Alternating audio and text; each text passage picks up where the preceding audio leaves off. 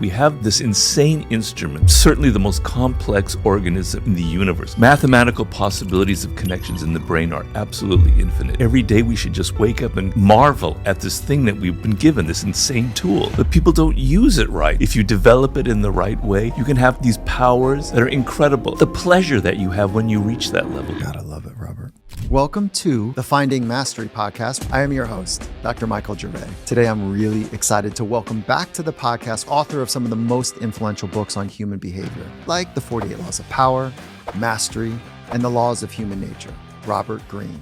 You're not going to get good at anything unless you love it. When I was in Paris, I had studied French in college for 3 years, and I got to Paris, I couldn't speak a damn word. I met a girl that I wanted to date. She's amazing. I thought, damn it, I better learn French. And I learned in 3 weeks more French than I learned in 3 years of college. Because I was the motivated. Incentives and the motivation. It's pretty funny. The feeling of falling in love is letting go of your defenses and being vulnerable. We say fall in love, fall. If you get hurt, it's okay, because it's going to be a lesson that you're going to learn, and you're not going to get skittish. You're going to go into another relationship, into another one. And then eventually, hopefully, you'll find one that fits. This is the hardest things you've been through. I'm somebody prior to the stroke who was extremely independent. Yeah. I traveled a lot. I exercised every day. It was part of my personality. Suddenly, in one fell swoop, all of that is taken away from you. If ambulance had come a minute later, I would have suffered so much brain damage that I wouldn't be here talking to you. I had always intended to write a book on the Sublime. And my idea was I was going to go to the Gobi Desert. I was going to go to Antarctica. I was going to swim with dolphins to write a book about the Sublime. And now I can barely get on a plane. So I have to make this book about the Sublime all in my head. So it happened for a reason, and I'm embracing it. Amazing. Robert, I have been a student of your ideas, and I love reading your books. Thank you for what you've introduced to the world, and I'm honored to be here with you today. Well, thank you for having me, Michael. My pleasure. I'm honored to be here. How long ago was it when we did this?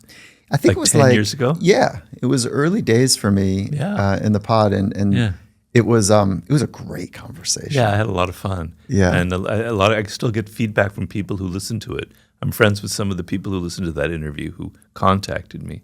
Oh, really? Over the years, yeah. Oh, fun. Great. Like yoga instructors and people like that. Nice. Okay, good. Yeah. It's one of the, when I think back of like the ones that sing at the high table, for me, definitely your conversation would be one of them. Wow, that's great to know. Yeah. Thank you. Well, I mean, our love affair with and our deep interest in mastery and the path of mastery, of course, is going to make for some magic. But the things I want to talk to you about today, I want to talk about mastery. I want to talk about power, and I want to talk about love. Mm-hmm. Those would be the three things. Yeah, pretty good subject. People might will be work. interested in that. Yeah, good. So let's start at the top. One, thank you for the gift. This is an amazing. How many years? It's for the 25th anniversary. 25th anniversary of the 48 Laws of Power. So thank you for a special gift. And before we get to power, I do want to talk about mastery. If we could start at the top about what is your working definition of mastery? Well, mastery is a process, and you have to love the process. You can't just be oriented towards the goal. Just think, I'm going to be so great. You have to enjoy the actual process of it. So I spell out that process in detail in the book.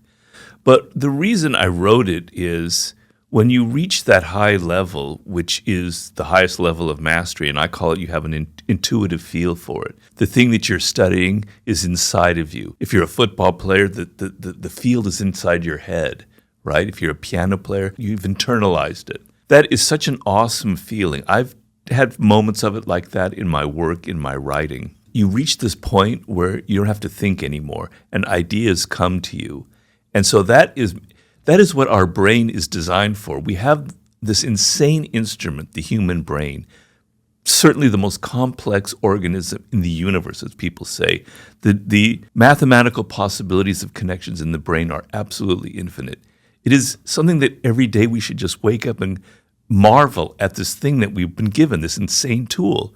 But people don't use it right. They don't know how to use it. They don't understand the insanity, the marvelousness of this instrument, right? So I wanted to show you that if you understand it, if you move with it, if you develop it in the right way, you can have these powers that are incredible. And the pleasure that you have when you reach that level, because it takes a lot of hours of work, a lot of drudgery, a lot of tedium, a lot of practice.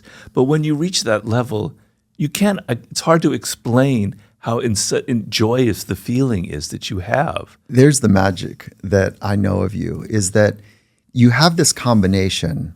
I'm nodding my head for the audio listener to everything you said, but you have this way of being nearly dogmatic, and that's not quite the right word, but emphatic maybe is a better way of like, this is how it is. Yeah. And then at the same time, you leave space for me in this conversation to say, how do you see it as well? You have this way of doing those two things, which I think is really unique. I never thought of that. That's interesting. Thank you for that. Yeah, it is a high compliment, I think, because when I read and listen to your work, you are clear, concise, and emphatic about your point. And you made it, which is like, this brain is amazing, and people don't use it right. Right. I wholeheartedly agree.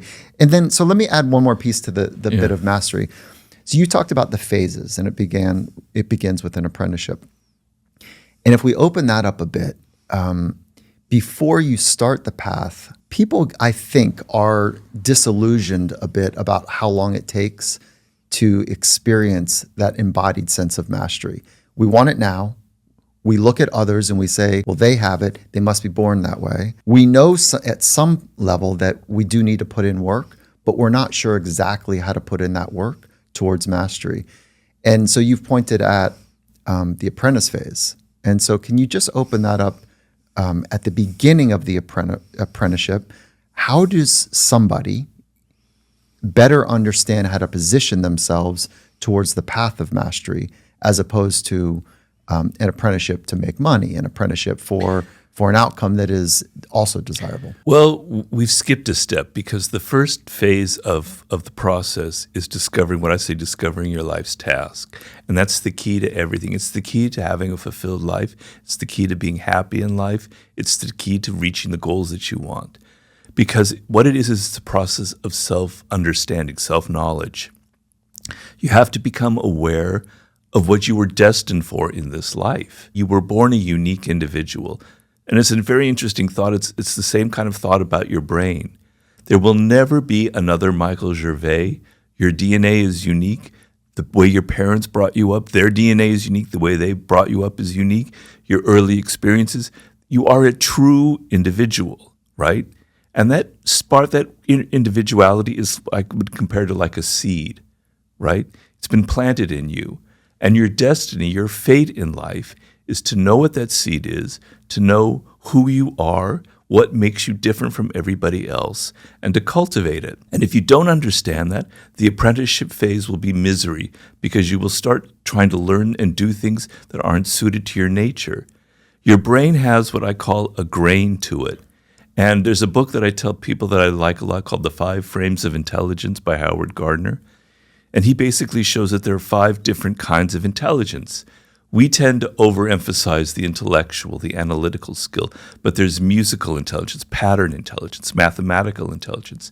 There's social intelligence. There's kinetic intelligence, which has to do with the body and movement. There are 5 of them. I don't remember all of them. Yeah. You have one of them. There's one of them that's stronger than the others, right? It's where your brain naturally gravitates towards. And if you don't have the right fit, if you're launch your career, you go into law because you think it's going to be making a lot of money, but in fact, your brain and your that seed was made for something else. You're going to end up hitting a wall at some point. You're going to be burning yourself out, and your life will take bad turns, and things will, you will never reach the goals that you want. And so, if you don't know who you are, if you don't know what makes you different, then the apprenticeship phase is useless. Yeah, and we're skirting the kind of the obvious is mastery of self and mastery of craft. Mm-hmm. And I am far more interested in mastery of self. The craft is just a unique working laboratory to better understand it. Where do you orientate, mastery of self or mastery of craft? Well, these are words, and really mastery is an organic whole. And it's kind of hard to separate the two because yourself is the craft and the craft is yourself. So the dividing line is very fluid. And so the craft is what's training you, like writing books has changed me. I'm not the same person. I am the person who writes the books, right?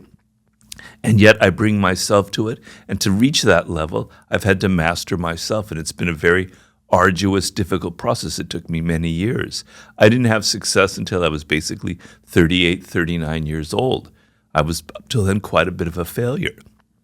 So the process of mastering myself was very, very difficult, but you can't separate that from mastering the art of writing, So if you're just mastering yourself, but you're not doing it for something, it's not connected to a goal, it's not connected to something concrete, then it won't mean anything. We have to live in a physical world. We have to be concrete, physical creatures.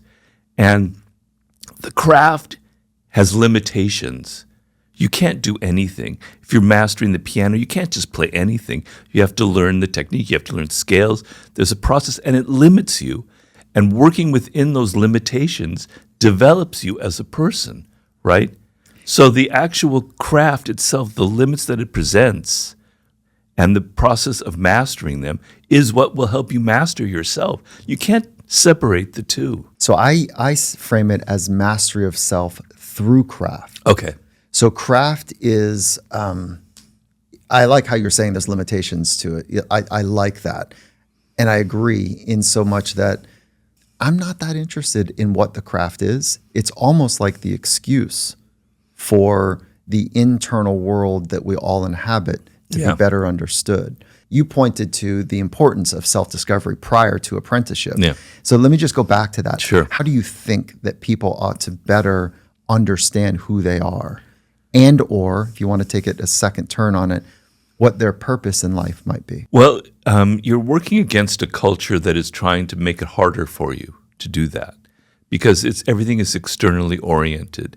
Social media, what are other people doing? All of your attention is focused outward on what's going on in the culture, what other people are sending signals through your phone. And so the ability to look inward at who you are is harder than ever before.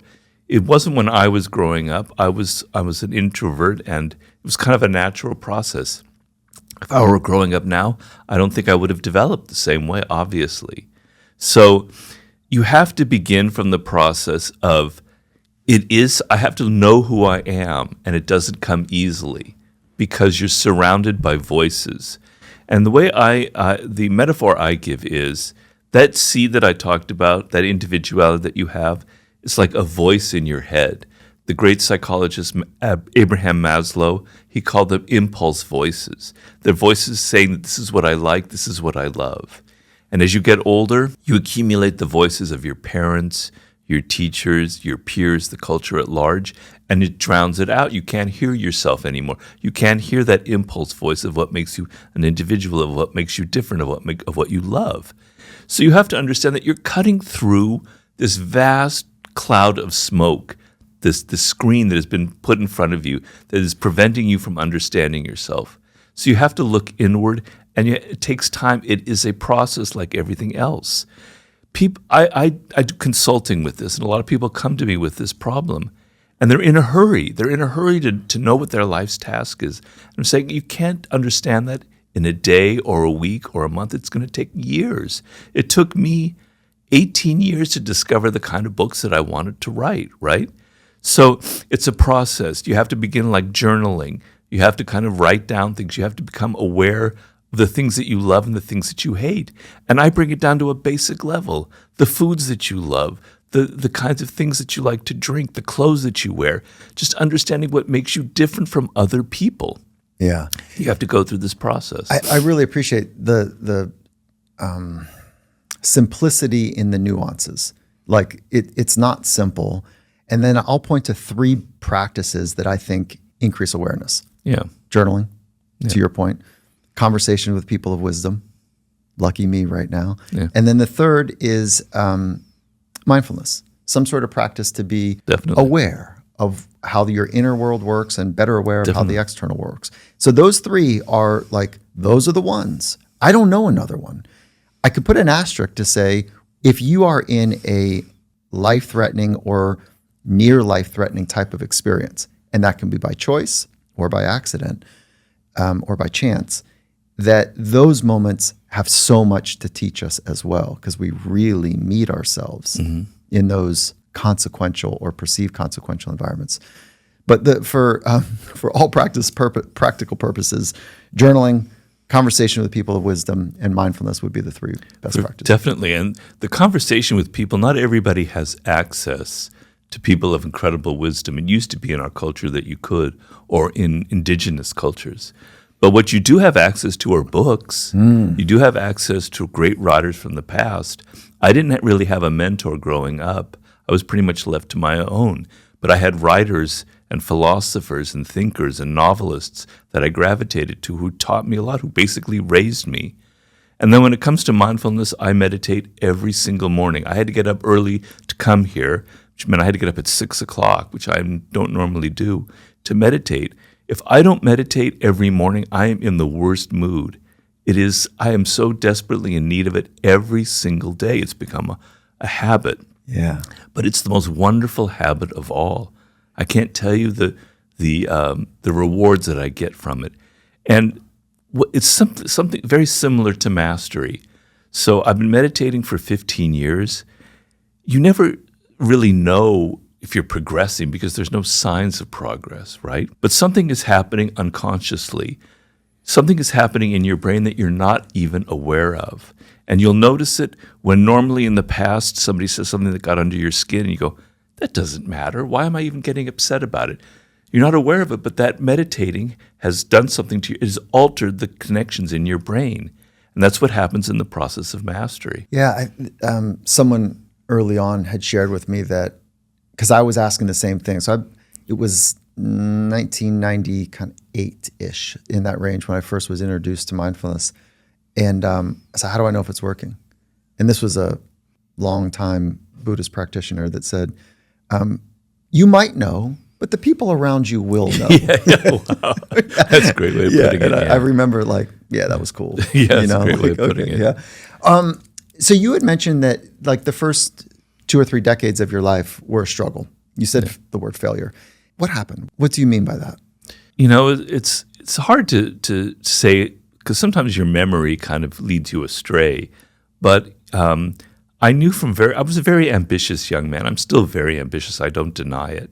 And I like power, and I like controlling my life, and I like success.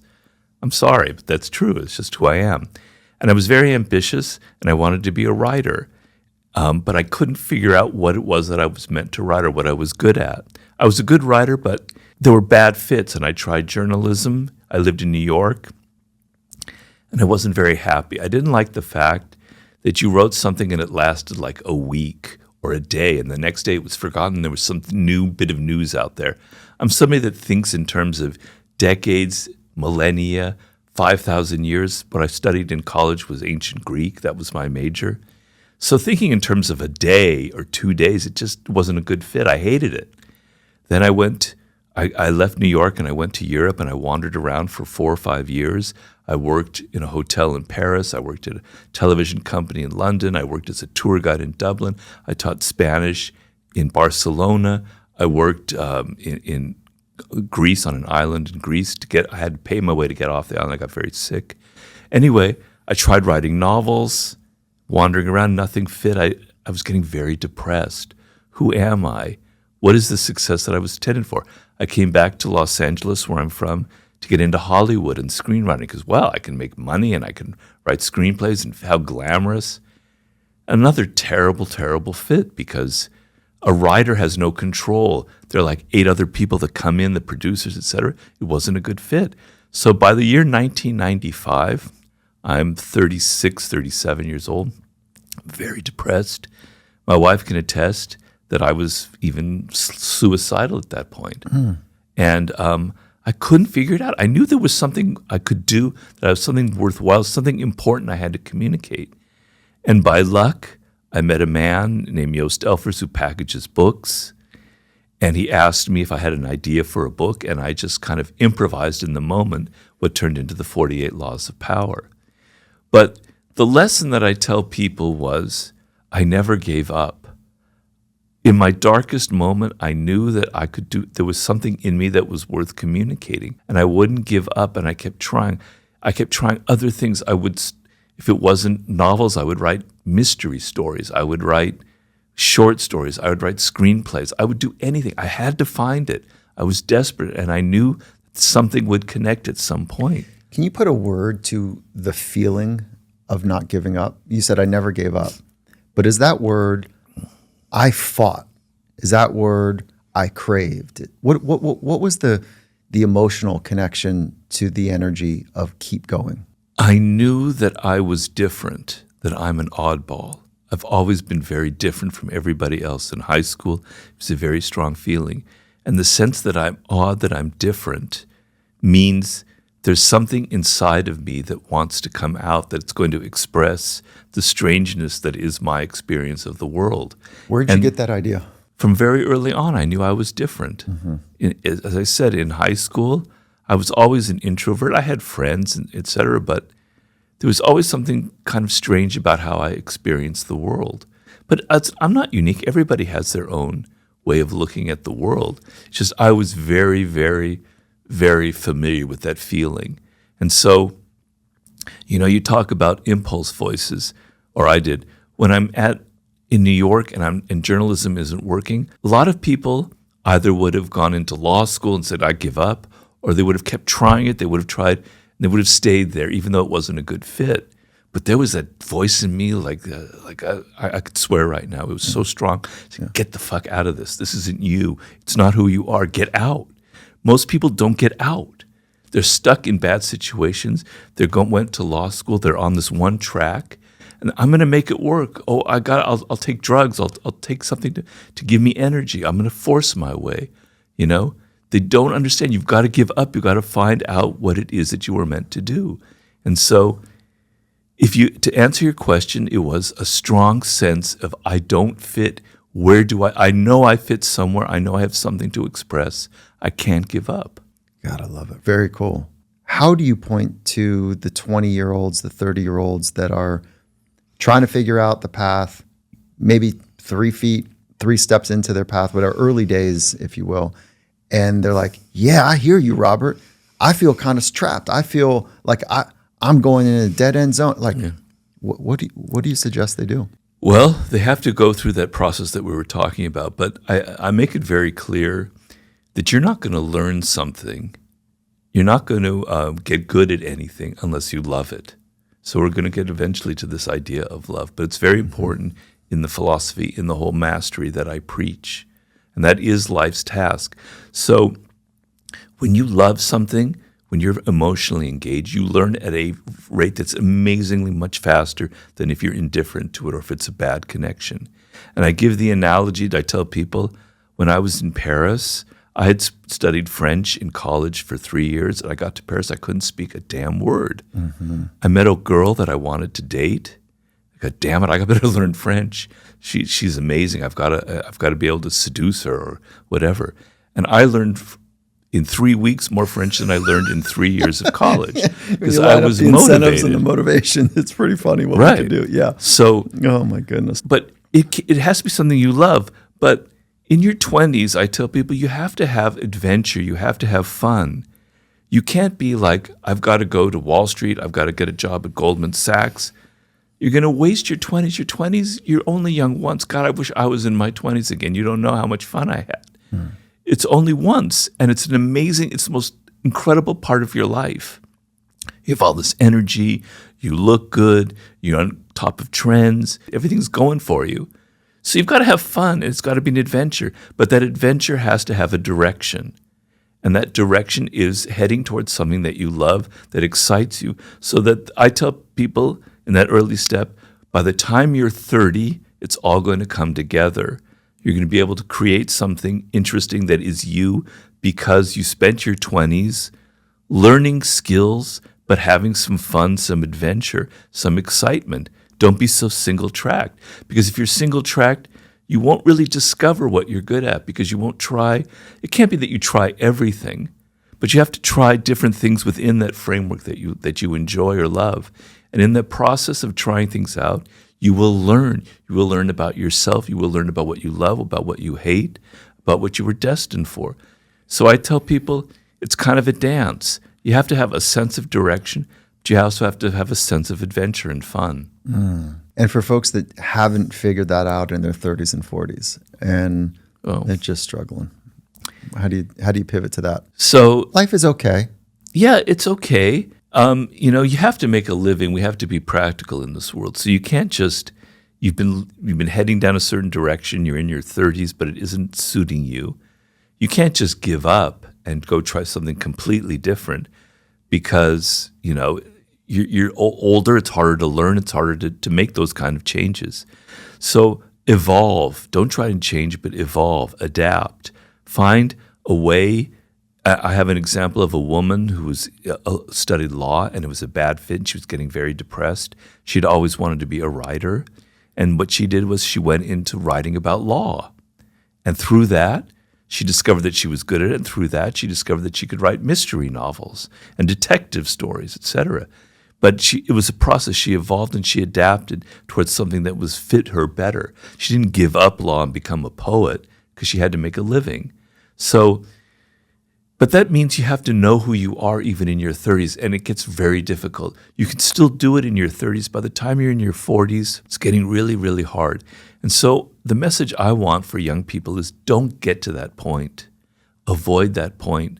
Make sure that you figure it out more or less when you're in your 20s, because then life kind of unfolds naturally for you in a good way. But when you're older in life, you have to kind of be practical and realistic. The other example that I often have, because I do get a lot of consulting and people that ask me these questions. So a typical scenario would be a young man or woman in their 20s stuck in a dead-end job. They have kids, they have a family, they have to support themselves, but they're deeply, deeply unhappy. What do you do? Okay, and I say you have to take a simple step. Okay, so you go through this process, and I go through it with them over emails of what it is that you love, what it is that excites you. Okay, just doing that first step, they're already less depressed. Okay, all right, I'm thinking about myself instead of my family, instead of all these problems. I'm enjoying this process. Okay, you figure it out to some degree. All right, you can't quit your dead-end job because you need to support your family. All right, but you can study at night. You can go to night school. You can get on the internet and study these things. You can pick up a book. Start that process at night. And you have no idea how just a simple thing where you are giving them hope, where they're heading in a direction, it changes the whole picture.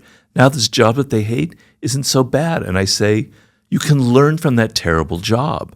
Everything is a learning experience. You're learning how things that you don't like. You're learning how to deal with people because you're going to need social skills wherever you go. You've got a boss that you hate. You're going to learn how to not let that boss get under your skin, how to not be emotional. Learn while you're at this job, and at night go somewhere else. Suddenly the cloud that has been hanging over them is lifted just by those simple steps. There was a small intimate gathering with the Dalai Lama. This was like maybe 2013, in that range. And it was locally in California. And it was right, well, I can mark it by the year that it was, I don't know, 2 months, maybe just a handful of weeks after Osama bin Laden was killed. And someone in the, I don't want to call it crowd, it was just a handful of folks, said, what do you think about the people that are celebrating his death? Mm-hmm. And he looked over at his translator, made sure he understood it right, paused, and came back to the room and said, I feel sad for those people who think that their adversary needs to go away. And it was a really deep take on our relationship with other people that we think are evil. Mm-hmm. Maybe he is left to be undetermined by me.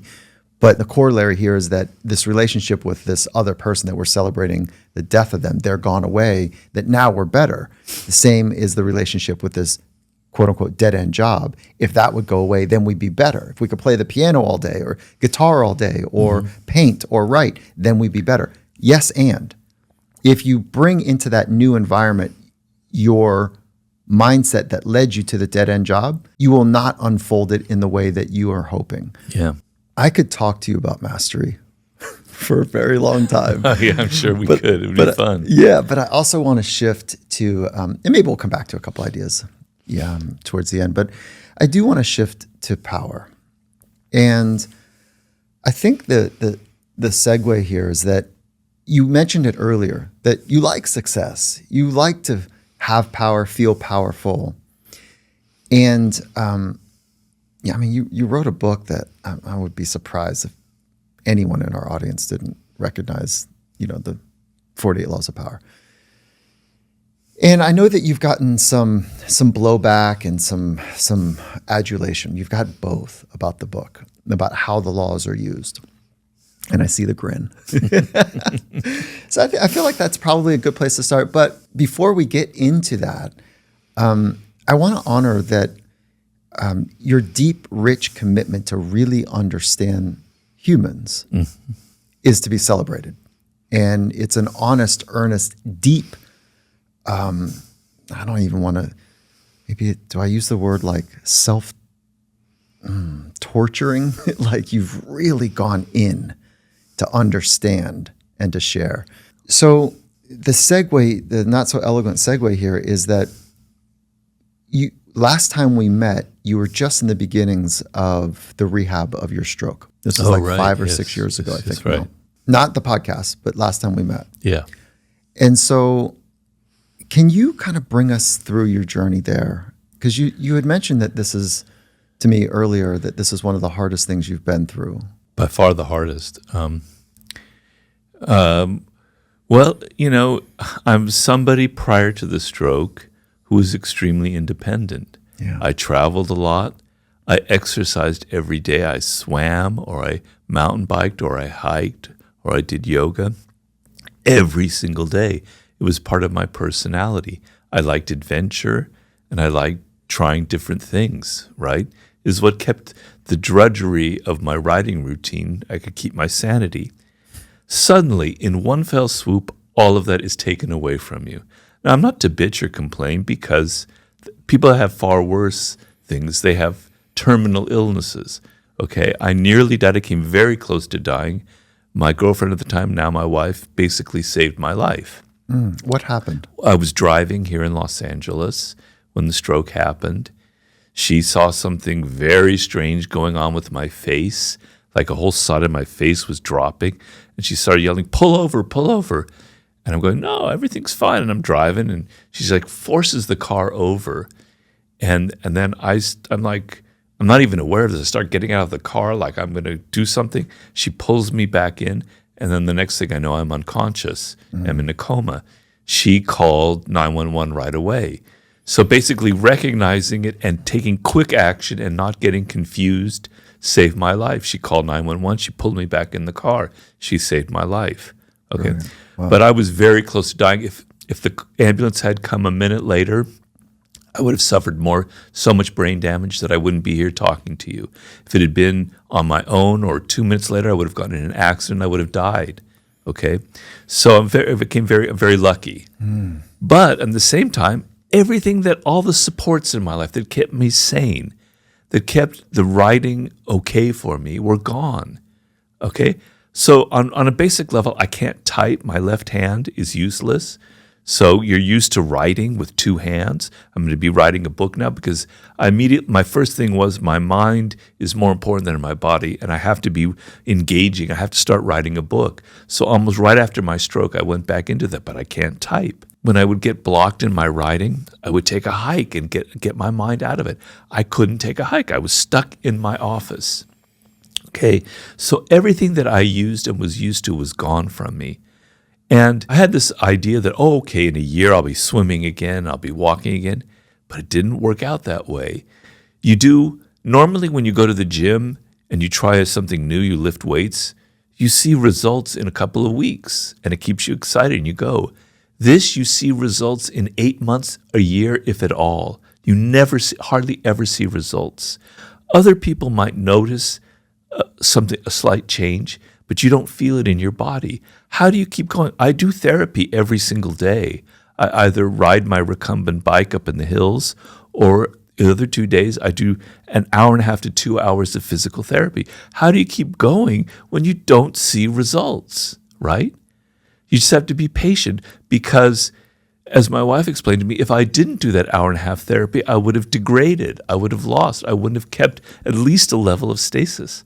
So you have to learn a whole new life skill, which is patience, which is not getting down on yourself. I'm somebody who's very self-critical by nature. So the stroke was probably one of the worst things that could happen to somebody with that particular characteristic because, damn it, Robert, why can't you do this? Why can't you bend your knee like you've been practicing? Get down on yourself. You swear, you get really angry. You can't live like that, right? It's hindering you. It's making things worse. It's also making you miserable. You have to learn to be patient with yourself, be more forgiving with yourself, which is not a quality I had. You have to be patient on the level of not seeing the results that you have. You have to be patient on the level of, I can't type, so I have to find another way of doing it. And the other processes are insane, what I have to do to write my book right now. I have notebooks and I handwrite in them, and then I have to edit them with handwriting. So I have 2 notebooks and each paragraph is like cross-referenced. It's like I would look like a madman if you saw my notebooks, right? Okay? I have to learn a whole different level of skill. I have to think in a different way because I'm writing a book about the Sublime, which means something intensely exciting. I have to feel that excitement or I can't write about it. But how do I feel that excitement when I'm stuck in my office, right? Well, I look at my cat, who's a marvelous creature, and I admire the animal. I've got nature there in my office. I look out my window, I see the birds, and the mindfulness part of it, the meditating, makes you go down into the basics of life and kind of feel it in your hara, in your belly, in your gut, a certain connection to things. I can go on and on and on. I've had to learn a whole new set of skills, and they're all psychological. And it's a work in progress because sometimes I still get into that kind of Tourette syndrome phase where I'm going, fuck. Damn it, why can't I do that? I'm so frustrated. I can't button my shirt, right? I can't cut with a knife. I'm getting better, but it's so slow. So it's a work in progress. But, one of my mottos in life is amor fati, love of fate. So it happened for a reason. This stroke happened for a reason. I would have died if I didn't have this stroke, is how I look at it. Because I was kind of an adventurer, I took a lot of risks in life.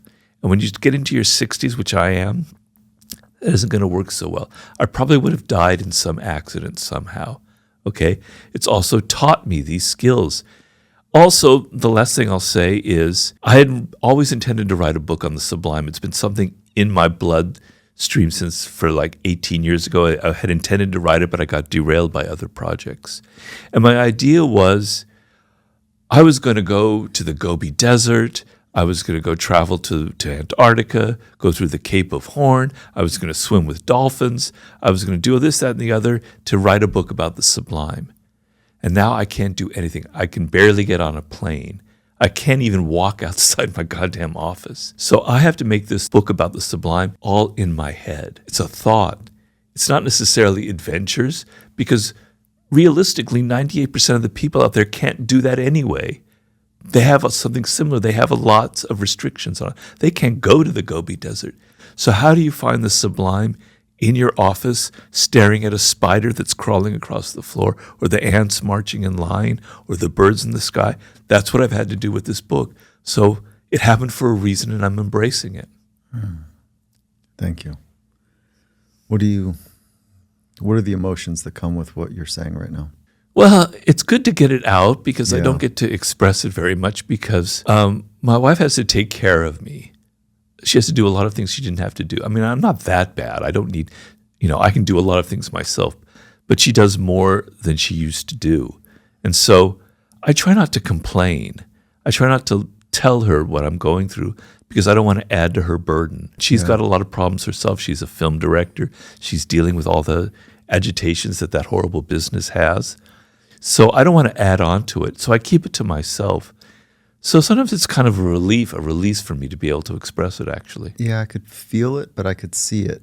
Yeah. I could see, if you'll allow me to share the honesty here, is like I could see you the emotions flooded in you and then you working to hold them in or back? Is that an honest assessment? Yeah, definitely. You were just articulating the radical change that you've experienced and the way that you're working through it. And there's a lot of emotions.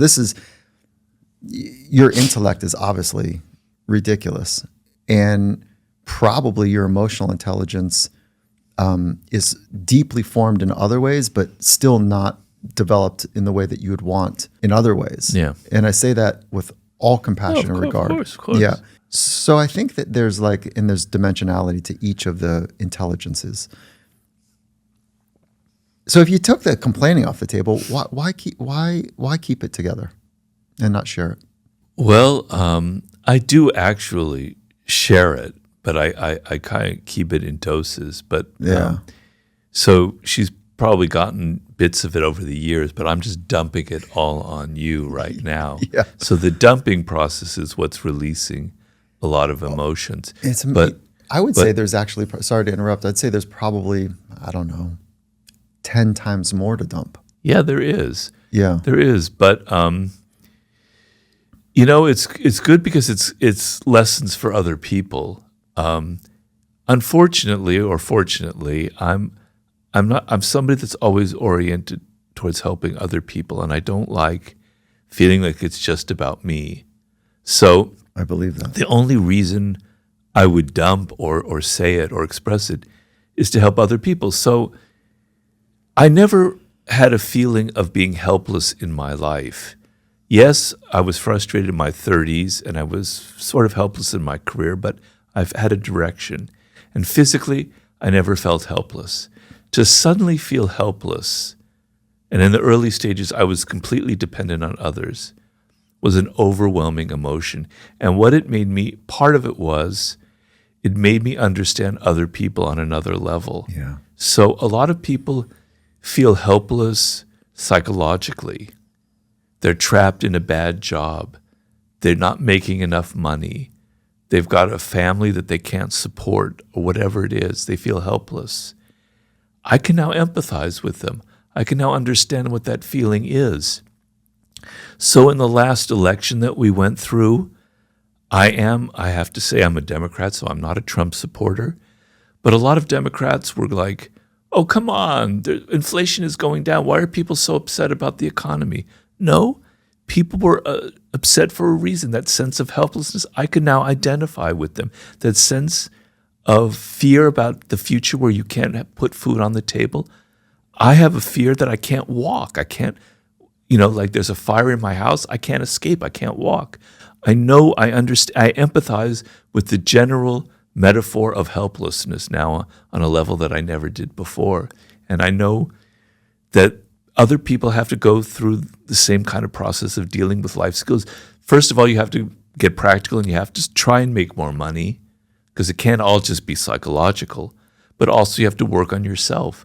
So I like to frame it like these are lessons that anybody could have. It's not just about me. I think that you are in this really unique position right now, that because you are dialed in and tapped into the helplessness experience in life, which is like so remarkable because your commitment to power and understanding it has been such a thrust in your life. Yeah. That you are going to have something very important to say about the sublime and the inner world and the harmony that can come with not relying on the external world to deliver something or to make available to you. And I think one of the marks of modern leadership is to be able to align emotions, feelings with thoughts. And I saw you do it here. Mm-hmm. And if I could just speak to like the listener, like, please show us how to deal with emotions better. Show your family how to deal with emotions better, to work with them. That is the calling in this topsy-turvy world, is to work from the inside out. Yeah. Period. Yeah. And you are a leader, Robert, in that. And so I hope that I can do the same, to make that commitment to be flooded with emotions, to go to the edges, to be able to still find faculty in thinking, and to do that, over and over and over and over again. Mm-hmm. So thank you for showing that level of power, even in this conversation. So with the political uncertainty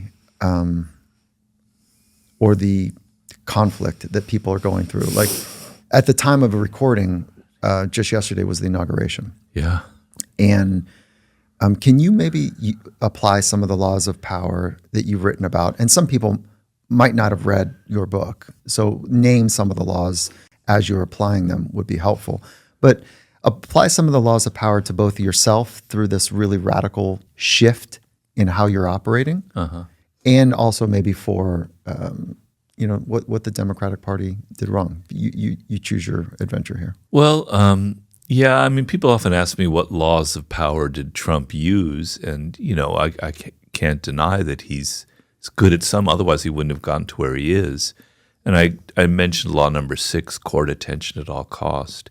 He's a master at courting attention, at holding attention.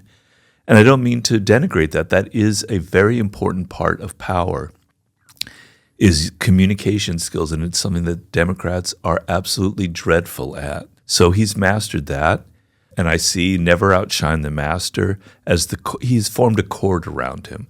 The 48 Laws of Power, the metaphor there is the aristocratic court of like Louis XIV, and how a power figure tends to form a court around him or herself, right, of courtiers. And Trump is very much in that group, and the people around him have to be very careful never to outshine the master, or they're going to get fired, they're going to be lost. It's a risk that Elon Musk is running. At what point is he outshining Trump, and will he be gotten rid of, pushed aside like so many others? I could go on and on and on about these laws of power. Did you want to say something? Yeah, I love your point there, because when I was watching the inauguration, the fear is that our president will be used by the traditional brokers of power, and then now we've got financial power embedded in a way that we've never seen before. We've always known that it's there. We saw it in the 1890s. We saw it in the Gilded Age. We saw it in robber barons. That's right. It's 19th century. Rockefeller was. And so, but it's different. It just has a different feel to it. And then so Trump leaves, fingers crossed. And I know people are thinking I'm crazy even suggesting that. Some would, some definitely don't. And now we've got this different type of institutional power that's more overt. That would be a fear that I would have. And how do you think about that? Well, I'm not a seer, I'm not Nostradamus, but if you look at other countries, some people say, well, our institutions are very strong, they'll rebound. It's America, we've been through this before. Okay, that's possible, but you don't know. You don't know. These institutions have never been tested in this way before. We're in a new order. We're dealing with technology that has never existed before, with powers that vastly eclipse anything in the 19th or 20th century. We are in new waters, and we've seen the playbook in other countries where the institutions of democracy have very slowly been eroded and chipped away. We've seen it in Hungary. We saw it partially in Poland. We've seen it in Turkey. We saw it in the Philippines, although they shifted back. We've seen it in India. On and on and on. There's a trend around the country. When people feel helpless and afraid, they're much more prone to looking towards a strong man or a strong woman. So it's a worldwide trend. So we don't know. And it's ridiculous for people to predict and say, oh, America's institutions are strong enough. Maybe they are. They've never been. We don't know how they will be tested. And it is possible that we're going to see a different form of democracy, what is known as an illiberal democracy in our country. We'll have to see, and we have to be wary, and we have to. This is what my beef with the Democratic Party is. I'm a lifelong Democrat. My icon in politics has always been Franklin Delano Roosevelt, who my parents deeply admired. They grew up in the Depression. And I also, John F. Kennedy, when I was 4 years old, 5 years old when he was assassinated, had a deep effect on me. I had a tremendous love for him when I was a kid. Those are the kind of Democratic icons I have. And the party that I grew up with has completely lost its soul. It doesn't fight for anything. It doesn't believe anything. It's a patchwork of different special interests, right? And so people are saying, well, maybe we just have to accommodate ourselves with Trump and we have to try and make deals with him. And I'm saying that is precisely the problem. That is precisely why you lost. It's precisely why you're in the wilderness, why you will be in the wilderness for 10, 20 years. It's because you're not fighting. The public does not see you as strong, as tough, as standing for something simple. A simple thing like, we're for the working classes, which is what you used to be. We're not for special interests. We're not for the moneyed. We're for the average person out there. This is the America we believe in. Articulate it, have a vision, and fight. And even if what you fight for is unpopular, it's okay if you lose. There are Pyrrhic victories and there are Pyrrhic wins. A Pyrrhic victory is when you win, but the cost was so high that it's really a loss. But there are losses that are actually wins because it shows the public that you stand for something that you're willing to fight. And if you're a leader, if you're a teacher, if you're a football coach, a baseball coach, a CEO, the idea that you're willing to be tough to take a stand and to fight for something is what energizes the group, the crowd, the company, the team. They've completely lost track of that. So no, they do not have to bend over and become accommodating. They need to get a spine and get a soul and fight back. And the thing that was the turning point for me was when Merrick Garland was nominated for the Supreme Court by Obama, and the Republicans and Mitch McConnell blocked it in a way that we've never seen before, that was legal but was nothing America had ever been through before. And they didn't fight back, and they didn't do anything about it. When you show weakness to somebody who is like a Putin, and I'm not comparing Trump to Putin, don't get me wrong, but to somebody who's very strong and who's the opposite of that, that only makes them more emboldened. You have to deter them. You have to show strength. You have to show a spine. And that's the lesson I've taken from this election. I'm very disillusioned with the Democratic Party right now. I think we could also apply, if the listener, if you rewind what Robert just said and you listen to it and applied everything that he just said to your personal life, be clear, articulate it, and then know what you stand for and go fight for it. That's at the individual level as well. That's who the most powerful individuals Completely. are. They know their first principles. Yeah. They know the virtues that are the style of how they're going to go about, trying to make these first principles true. Yeah. And then they go compete, they fight, they bring it day in and day out with that unique style about it. And which law are you just referring to about like not show weakness or like when you have the opportunity to fight for it? Which law is that? Oh boy, It's like a hybrid or combination of them. Yeah, it's actually there is a law. Pardon me for not remembering which one it is. I'm so glad you're saying this because I felt like I don't know the four. I love the book. Well, there's the 33 Strategies of War. Right. Has a chapter on this. Yeah. And I have a section on defensive strategies, and there's a strategy on deterrence. And it's a lot of warfare is asymmetrical. And what they mean is one side has more resources, one side has more power. You know, a classic example of asymmetrical warfare is the Vietnam War. The United States with all its technology, with all its fighter jets, and the Vietnamese army basically fighting on the level of a 19th century army. And yet the 19th century army defeated the bigger one. They leveraged asymmetrical warfare in a way where the weaker was able to become the stronger. But asymmetrical warfare is not just on the level of resources, it's also on the level of ethics. So if one side is willing to do anything to gain power, to win, as I can definitely say with Putin, and you're not because you're a democracy, you have ideas, you have values, he is at a continual advantage. And you have to find a way to not lose all of your values, but to fight back. So if you're in a situation where you're facing an enemy or another party that is willing to do anything, you have to be able to have. You can't, there was the old thing of when they go low, we go high. Throw that in the toilet, please, and flush that down. That is a stupid philosophy. When they go low, maybe we go a little bit lower than we normally have, but we're going to fight. You have to show them that you're going to fight and do something equal to what they're doing so that they back off. You don't necessarily have to do it, but you have to give a demonstration that you're going to be tough, that there's a line in the sand that they cannot cross, or you're going to make them pay for it.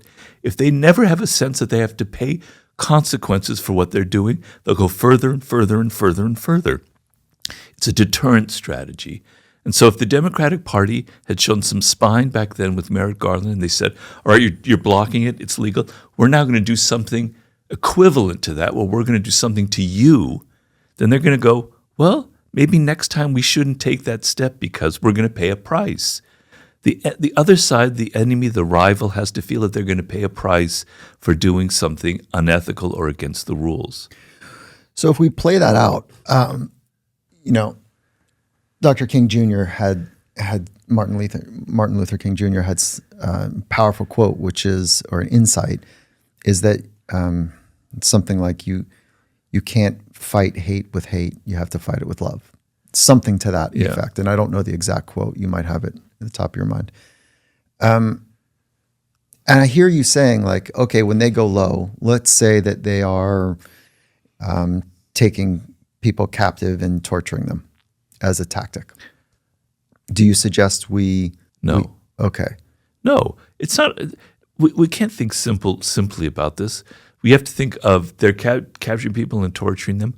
What's something else we can do where we're not capturing, torturing people that's going to hurt them below the belt economically or wherever their weakness is? Economic trade or some sort of... I mean, to take Martin Luther King Jr. as an example, he was organizing a protest in the city of Birmingham. And he was asked to join it. I can't remember exactly which one this was. It was in the 60s at some point. It was a very major protest that he organized.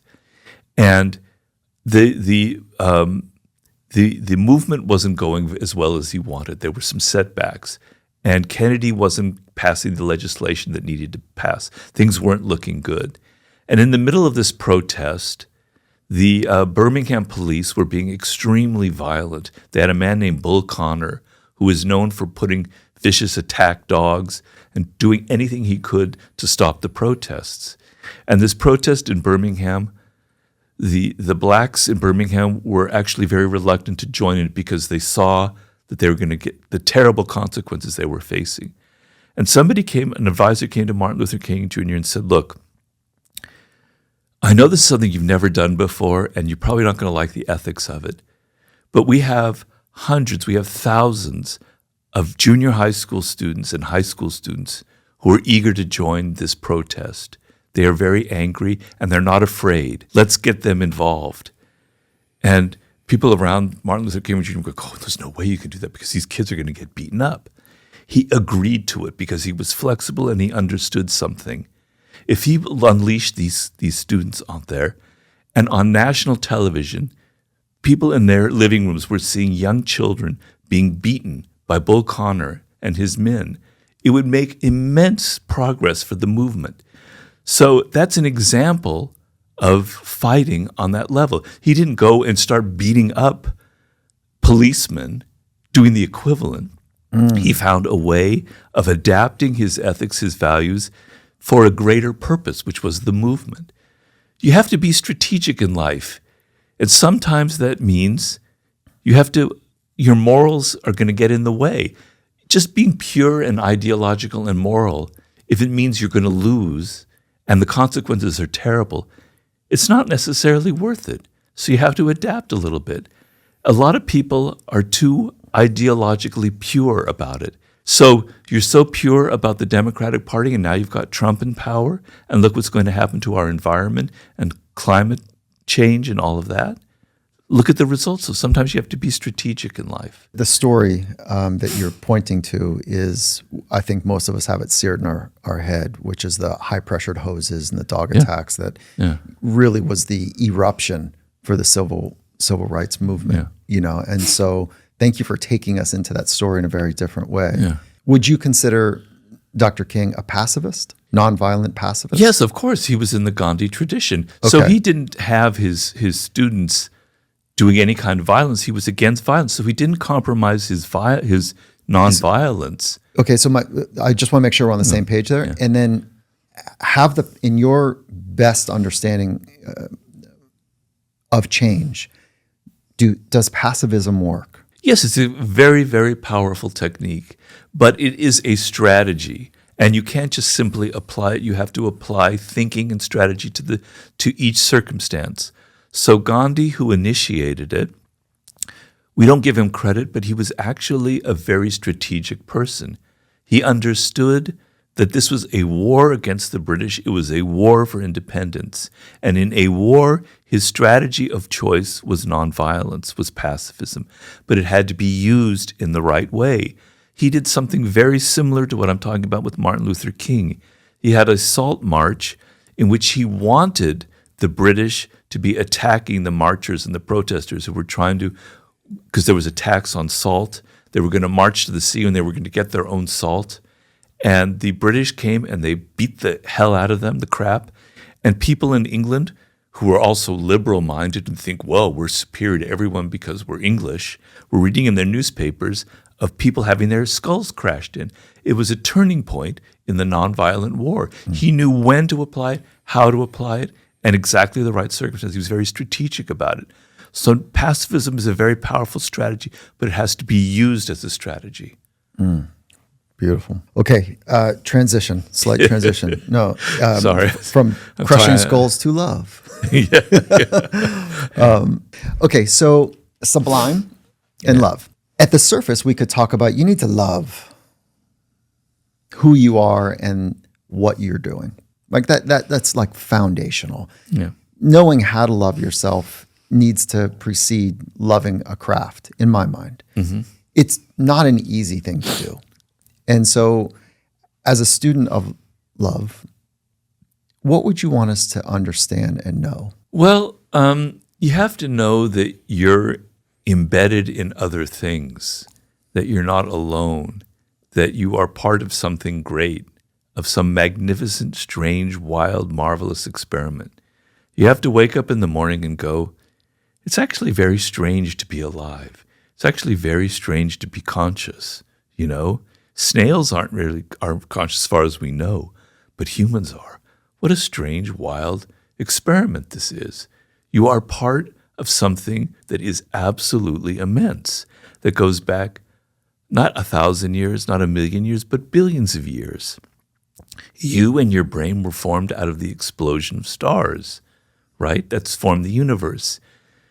We haven't found life on any other planet so far as we know, and we've been searching pretty hard. There probably is. Maybe there isn't. But the fact that there was a sun that illuminates this one planet just far away enough from the sun so that the weird experiment of life could begin 3 or 4 billion years ago, and that the evolution of life took all of these strange twists and turns that could have never ended up with humans. If you follow evolution, the chances of humans evolving was very, very slim. Our species nearly died out 80,000 years ago in a plague. The fact that you and I are here talking in the English language with this technology is absolutely, the odds against it are mathematically almost impossible, but it's real. So you, Michael, and everyone out there, you're part of this. You are not alone. Your atoms inside of you are atoms that are in everything. The energy inside of you is in everything. Your mind is not just simply inside of your head. It's actually enveloped in the universe, in the cosmos. So you're not trapped inside of your body. You are part of something much more immense. And so the feeling that you're part of something much more immense is a very enlightening feeling, right? Mm. So sometimes when people, in therapy go so deep into themselves that they actually get worse because they become more and more self-absorbed. It's all about themselves, my feelings, my problems, my trauma. And I often said, the best therapy is getting outside of yourself, is caring about other people, is putting your mind into your work. We were talking about that earlier. When you put your mind into your craft, that is an act of love. You're uniting with the work. I said at one point that the highest point of mastery is that great piano, the piano you're playing is inside of you. That chessboard, Bobby Fischer, the great chess master, the chessboard was inside of his head. That's why he could see so many moves in advance. You are united, you are connected to the thing that you're studying, which is an act of love. It's connection, it's a union, right? So the best therapy in the world is to get outside of yourself and to see the webs of connections that are enveloping you in your work, in your family, in your country, in the environment. in the cosmos. That's, to me, what I'm trying to explain in the Sublime. The Sublime is something that kind of crushes the ego, which is a great thing, you know? So the first chapter is about just facing what I just talked about, the cosmos. How insanely insignificant you are in a way. You know, you're like a grain in the sand. You're no more than that, right? And yet, you're part of this insane, immense experiment. So that's a form of love. It's a sense of connection that takes you outside of it. It's what they used to call, or Freud would call, the oceanic feeling, that you're part of this great ocean. Young, the collective consciousness. Yeah. Mm-hmm. So that's how I look at love and Sublime. I have a chapter in the book about love, and I talk about love between two people as a kind of a model of immersing yourself in another person so deeply that you almost become one, but you don't lose yourself, your soul, but your minds are kind of on the same level, is the kind of paradigm for these other forms of love. And we live in deeply unromantic times where people don't think of that love as being something elevated. It's sentimental. It's sick. Oh, it's like chocolates and Valentine's Day. Yuck. You know, we're not into that. It's not a romantic culture anymore. But romance between a man or a woman, or between two people of the same gender, whatever it is actually a beautiful high form of it, right? Mm-hmm. We shouldn't degrade it. We shouldn't look down upon it. We shouldn't think that there's something somehow superior to that because it's just sentimental and gooey.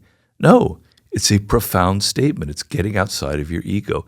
I call that chapter Escape from the Prison of the Ego, and this is through love. So answering your question. I hope I'm answering your question. Yeah, you did. To draw on a point, my wife and I, you would not know this, but we met really young. Uh-huh. We got married young. How old? I met my wife when I was 16.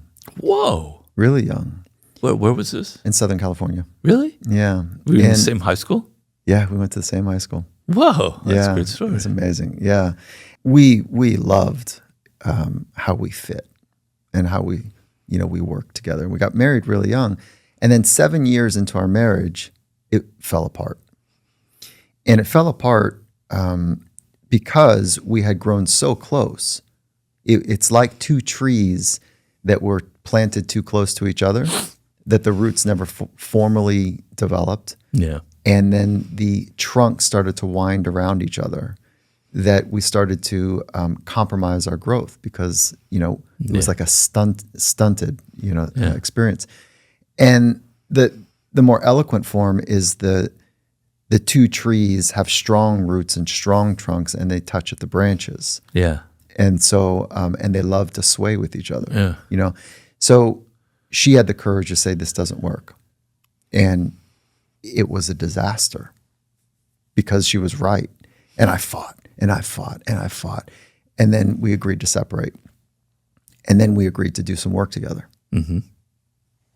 And that work was to redefine and recalibrate who we were as individuals. Yeah.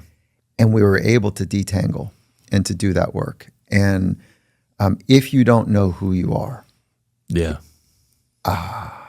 it's so easy to get swallowed up in the external world and the external, in the desire to take care of yourself while pretending to partner well.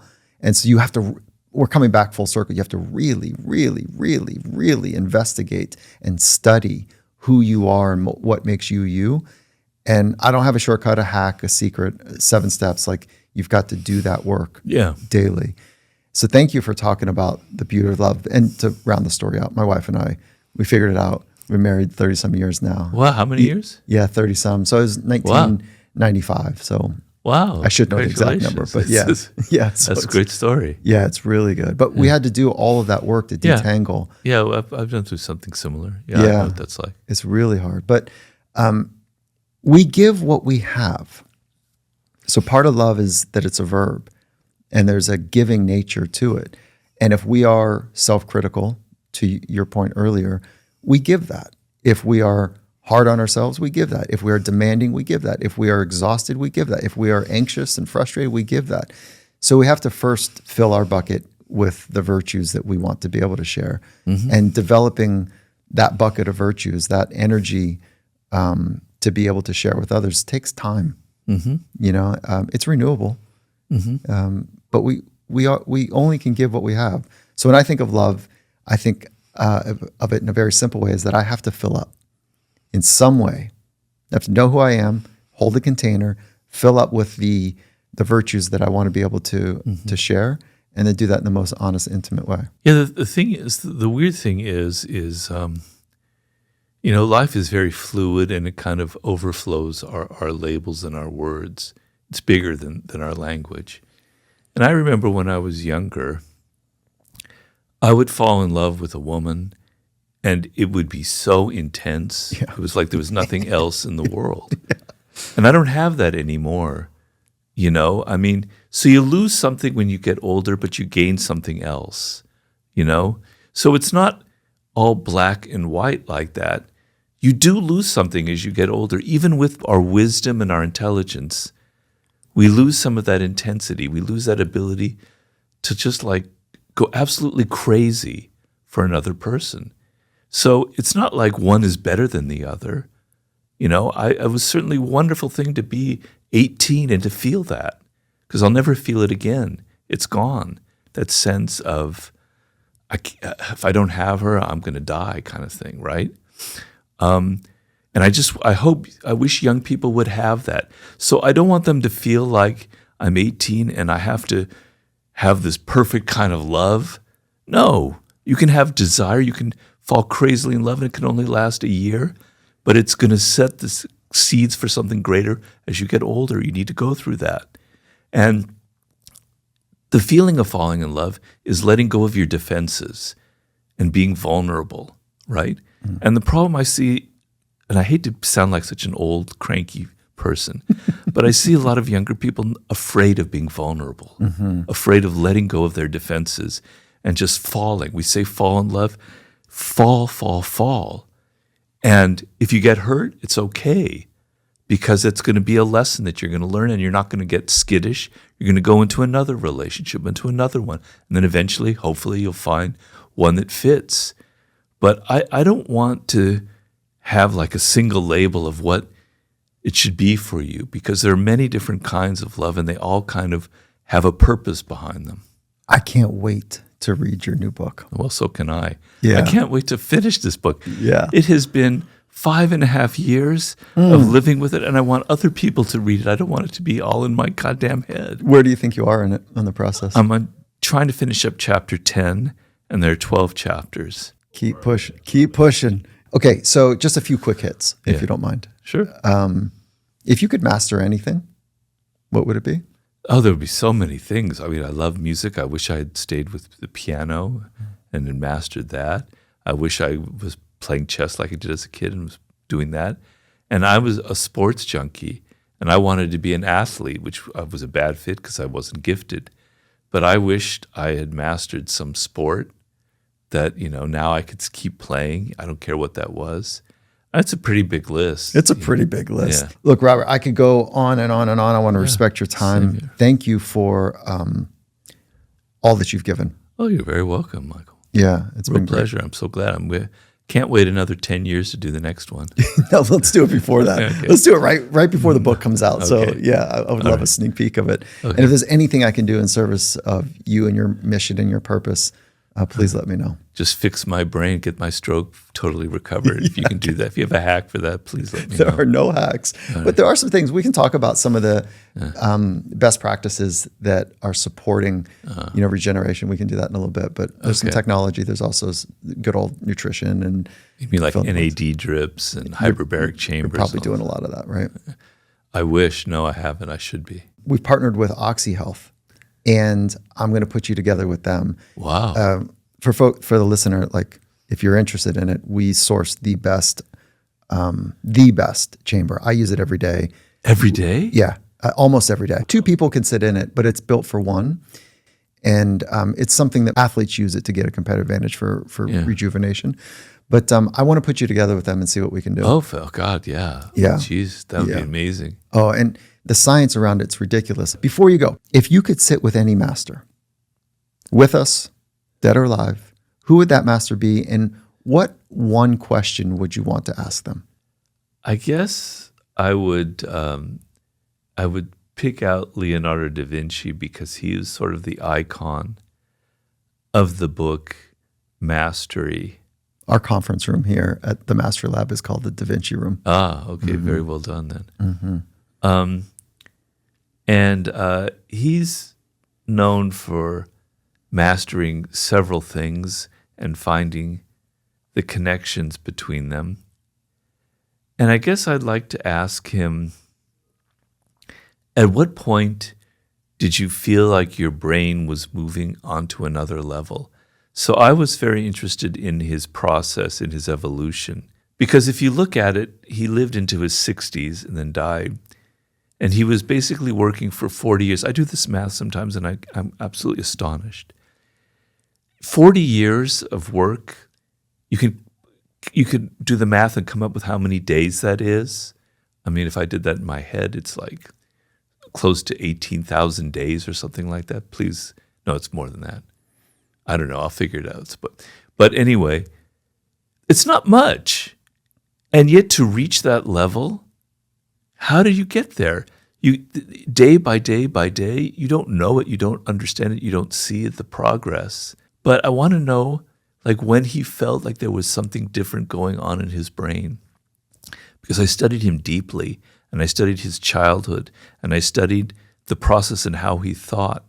But it still remained a mystery to me how he was able to reach that level where he could draw up flying machines and figure out heavy hydraulic problems, etc. I can't understand it, and I wanted to ask him about how, the details of how his brain worked and when he reached this point of mastery. That would be the question. That is awesome. Yeah. In Florence, I got to go to his museum, if you will. And I didn't know there was a museum there. Yeah, it was awesome. I loved it. And so maybe it's a traveling museum. I don't know if it's a permanent residency. But what he was able to do is remarkable. Yeah. Yeah. I wish that for all of us. I don't know. I've studied him as well. I don't know if he's happy or not. I don't know if he had a joyful life, but he certainly had a rich understanding. Yeah, happiness is a strange word because it's never just a pure feeling of happiness. Yeah. And happiness can actually be a very ephemeral state. And he had a famous quote that I used in the book, like somebody who's worked hard all day, and at the end of the day, they felt satisfied that their day was good. I have that feeling now. A person who's done that their whole life, when they're ready to die, they have that same feeling. So he had that feeling when he was very old, that he had a very fulfilled life, that he had accomplished what he wanted to accomplish. So that's a meaningful way to go through life. Yeah. Yeah. And you can practice it today by when your head hits the pillow, like, today was a good day. Yeah. I got after it. Yeah. Yeah. Robert, what a treat. Thank you so much. Thank you so much, Michael. I really enjoyed it. Had a lot of fun. Me too. Next week on Finding Mastery, Serj Tankian, the legendary frontman of System of a Down, takes us on an emotional journey from his childhood amidst the chaos of the Lebanese Civil War to his fight for justice for the Armenian people. He reveals how activism and spirituality intersect, why hope is essential even in the darkest of times, and the cathartic power of music. This episode is filled with raw honesty and profound wisdom. Tune in on Wednesday, March 5th for this deep dive into the mind of a revolutionary artist.